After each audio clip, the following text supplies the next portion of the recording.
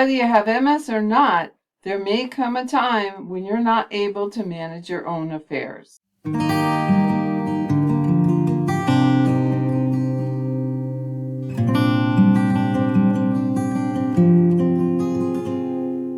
Well, hello and welcome to another episode of You and Me and Multiple Sclerosis. My name is Pam, and I've been living with multiple sclerosis for 38 years. And I wanted to tell you about a recent experience. Well, actually, I'm kind of in the middle of it. A good friend of mine, her husband has passed away. He also was a good friend, by the way. But as it has turned out for her, he was the primary bill payer, and he had all kinds of records that he would file away in various places, and he just generally took care of things.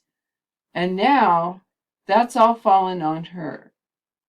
Now, she does not have MS, but I guess you would say at age 85 she's considered elderly, and her health isn't the best. So this has been pretty overwhelming for her. And it got me thinking long and hard about whether I was ready to face a similar situation. My husband is more or less my caregiver, though I am capable at this point of doing a lot for myself. And in fact, I do manage most of the finances for the family, but he does do an awful lot of other stuff. He does the cooking, he does the shopping, he takes care of anything that needs maintaining or fixing around the house. He maintains the cars, he puts gas in the cars. And what would happen to me if I no longer had his help, let alone his companionship? I realize that I need to be thinking about that and making sure I have that I have a plan for that. I got to thinking that might make a really good and timely message for this channel, that all of us need to be thinking about this. So I have a few ideas of my own, plus I will refer you to a couple of articles that I found online.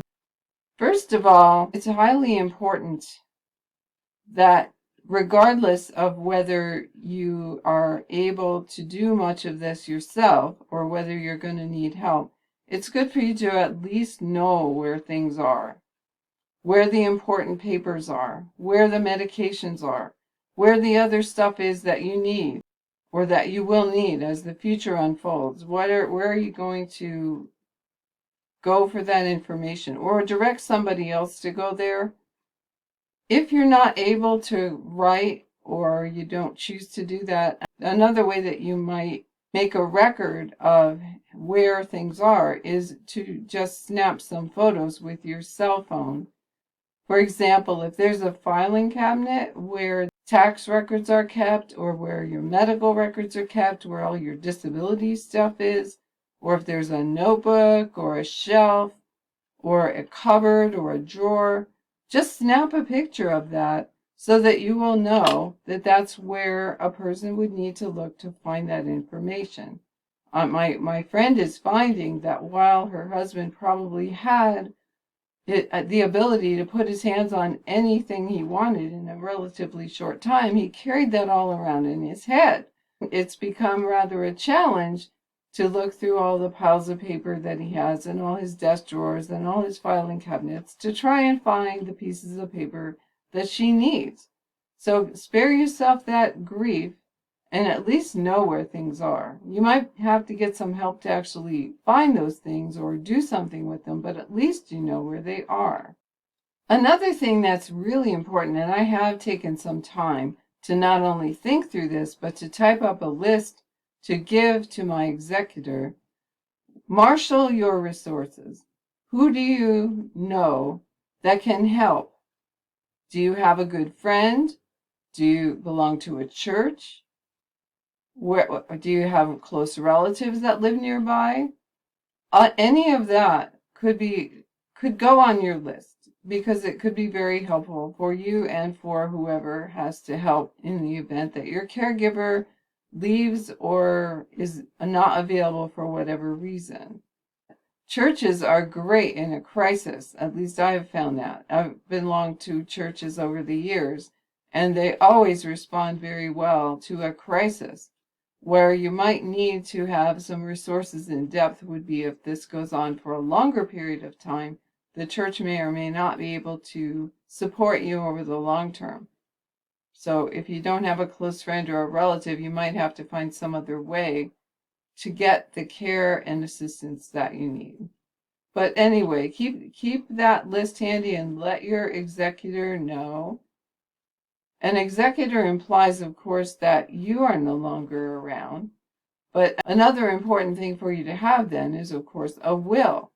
And I'm not going to talk a lot about the part of the will that concerns what happens after you're gone, but I will talk a little bit about the part of the will that refers to what is to be done when you're still alive, but you're not capable of communicating your needs or preferences. And I don't know if you call that a living will. I'm not sure. Different places have different terms for it, but let's just call it a living will for the sake of this video. You need to designate a couple of folks. You need a financial power of attorney so that your bills get paid and your hospital bills, your insurance claims get filed, whatever needs to happen. Have someone assigned with the authority to take care of that. And then you also need a health proxy. And that person could be the same person, but it could be someone different. In my case, I've chosen someone different for my health proxy because I have a feeling that that person would have more insight into what's best for me medically, and they share my values. And that's very important too. Try to find someone who shares your values. So you have a health proxy that will help make decisions if need be. If you're unconscious or incommunicative in some way, if you're hooked up to life support, that health proxy has to make some determinations. And so it's very helpful if you've already said that you would, for example, would like to be kept alive, what kinds of extreme measures might need to be taken for you, if you're on some kind of IV to support your life. Do you want nutrition? Do you want hydration? Do you want neither? Do you want both? I'll just tell you right now, I don't mind about the nutrition so much, but I have heard that dying of thirst is very agonizing. So I put in my living will that I do want hydration for whatever the duration is of my life. I don't want to die of thirst. That doesn't sound like fun at all. So all of that needs to be done so that you know that your needs will be taken care of in the event that you're not able to communicate your own needs or your own preferences. And then a third thing that I thought of is make sure that your caregiver trains a backup. And by training, maybe they don't have to know every little thing, but they do need to know the basic stuff like we talked about before. Where are things? And how do they go about paying a bill? Where is your calendar? Where are your medications? What doctors do you see? All of that information, not only should the caregiver have that, but it would be nice if even if the caregiver is still a going concern and still very involved in your life, it would be very helpful if that person had a backup. I mean, after all, they need to go on vacation sometimes too, right? They need to have some time on their own. So you may need somebody to back them up. And if so, it would be very good if that person was knowledgeable and trained so that they could really help you if you needed help. Well, now let's go look at just a couple of sites that I found, and I'll make comments as appropriate based on my own life experience, because I feel like being right in the middle of this now, I am seeing very much the what ifs and the I better not let that happen to me, and seeing the stress that it's putting my friend under to not have these things ironed out ahead of time. The first article I wanted to look at with you is out of Brain and Life magazine, and it was dated October-November of 2017. But of course, the information is likely to still be as relevant as it was then. It's called "Don't Wait to Make Backup Plans for Caregiving," and I couldn't have said it better myself. And as they say, sometimes family caregivers die before their patients. Here's how to prepare for the worst case scenario. Down here near the bottom of the article, they talk about 5 ways to prepare for the worst. The first suggestion is that you plan ahead whenever possible. As they say, involve all members of the patient support network. Make sure that advance directives, living wills and last wills, and other important documents are completed and kept in a known location. And known should be highlighted there, because this does you no good if the person has filed these documents in a very secure place, but you don't have a clue where they are. Be open, honest, and realistic about end-of-life wishes and goals.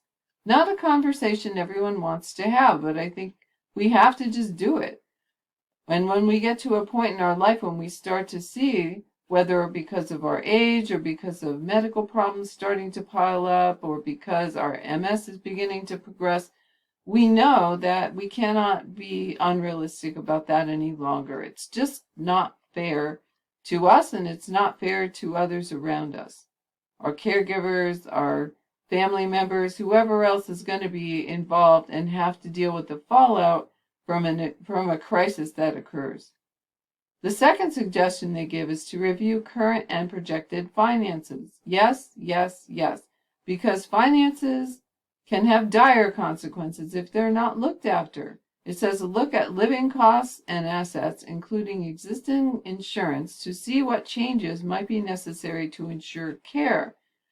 As a person with multiple sclerosis, if you're now going to be responsible for looking after all the finances, the stress that goes with that is bad enough without knowing even for sure what all is going to be owed to whom and where all those bills and accounts are in your house or on your computer or wherever they might be hiding. Their next suggestion is to have a plan, then create a backup plan. I think backups are highly important. When I was working, that was a big deal. There shouldn't be knowledge that resides in just one person's head. If there's something important and worth knowing, 2 people need to know it, because something could happen, something unforeseen, something as innocuous really as a person being on vacation or even changing jobs, or something as dire and unpleasant as a terminal illness or death, or a death of a close family member that requires the person to leave the workforce. There may be many reasons why it's not good for that person to be the sole custodian of your care. I'll give you an example of how we just saw that work out in real life with my friend. Her husband went from the hospital to a hospice home and passed away there. And the hospital collected all of his clothes and belongings, including his wallet, but then put them away in a cupboard, and the person who had the key to the cupboard, the one and only person who had the key to the cupboard, was gone. I don't know whether they were on vacation or they weren't scheduled to work or whatever. Meantime, my friend did not know whether the wallet was even in there. She thought, okay, what happens? Do I have to cancel my credit cards? What's going to happen if that wallet isn't there? And she spent several stressful days while her friend, who is a nurse, was just bird dogging this and getting answers as best as she could until that person finally returned and unlocked the cabinet, and lo and behold, the belongings were in there. But there was no backup. And something like that, I would say, if it's happened to my friend, it's happened to other people too. So I really hope that they make some process changes in the future to eliminate that stress, because there's plenty of other stuff to be stressed over when this kind of thing happens. And then number 4, make use of free services online. Now, I have not checked these out, but I know from going out online myself to help my friend draft a will that there are many, many online resources for almost everything that you want. And a lot of it is free, or there might be a nominal fee in some cases.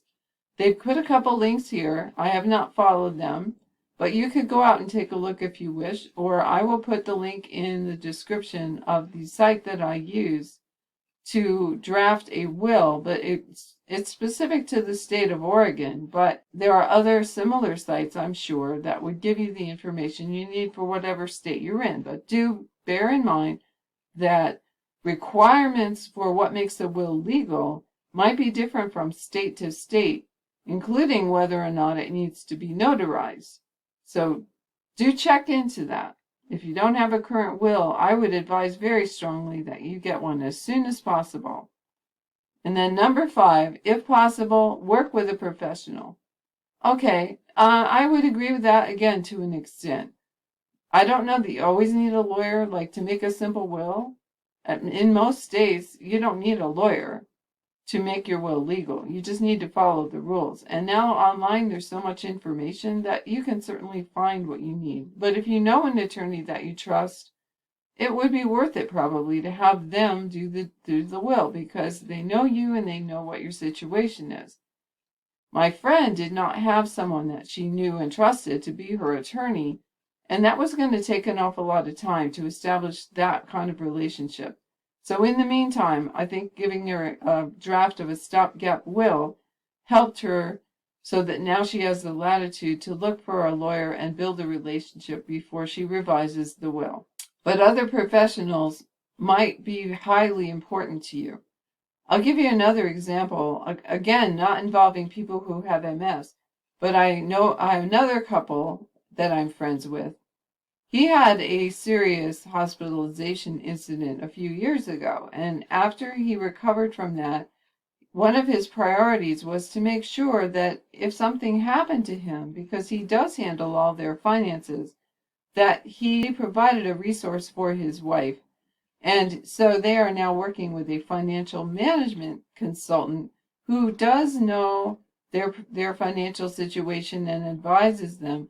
Certainly, if something happens to my friend's husband, she will be able to rely on that financial manager to keep her from missing a bill payment or overdrawing her account or any of the other millions of things that can happen to you if you're not really financially inclined. Another profession that you might think about is someone to do your housekeeping for you. You really need to get references on that. You really need to get referrals, because that is a profession, yes, but there are all kinds of folks that do that sort of work. Some of them take pride in their work, some of them don't. Some of them are nosy, some of them are not.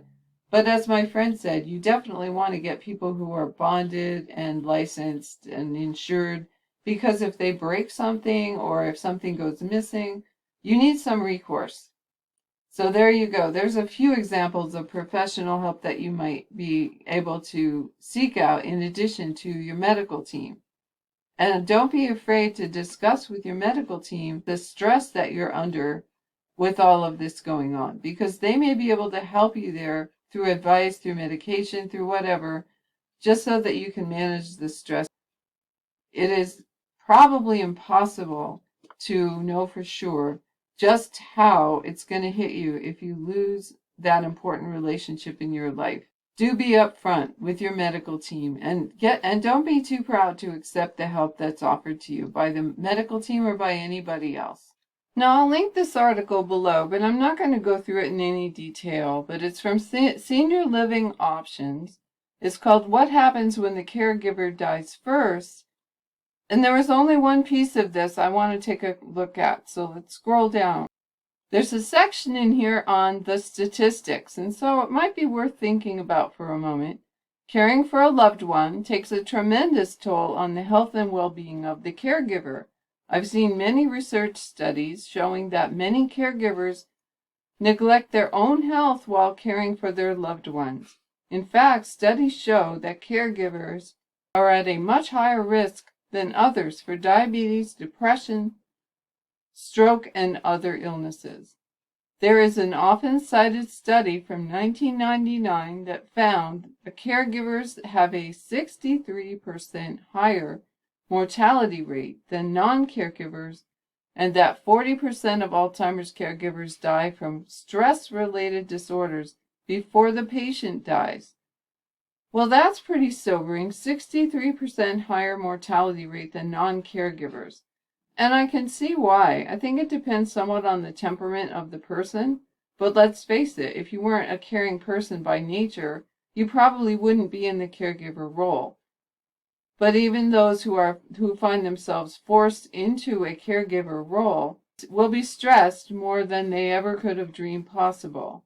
And I know from my own experience that my husband needs his own time and his own hobbies and his own things that he does that could take him out of the house, so he's not always having to look after me. As much as that sometimes makes me lonely or frustrated or what have you, I acknowledge that it's good for his mental, emotional, and physical health if he's not always around to do whatever I want or need at the moment. And I know that sometimes, depending on your situation, you really do need somebody there more. But just bear in mind that caregiving has got to be one of the hardest, most stressful jobs that anyone takes on. And any chance we can to give them a break or to at least acknowledge the difficulties they're having, I think will help them an awful lot. Well, I hope all of that was helpful to you. I don't want to be morbid, but we have to be realistic. Whether we have MS or not, we're not going to live forever. And we don't know what that process is going to entail. We may end up in some kind of hospital setting or assisted living or nursing home. We might be on life support. We have no idea. So it is a good idea just to think through a few things. And so I hope that this video is helpful to you. If nothing else, maybe it reminded you that, yeah, that will, I better finish it. That would be a good idea. So that's all I had, and whatever happens to you in the future, in the meantime, please take really good care of yourself, and I will see you again in my next video.